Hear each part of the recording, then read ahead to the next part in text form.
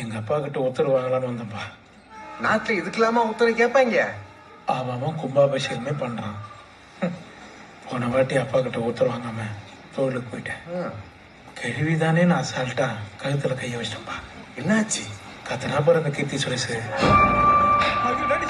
ஊரே ஒண்ணு கூடி சேர்ந்து அம்மனாங்க பாரு.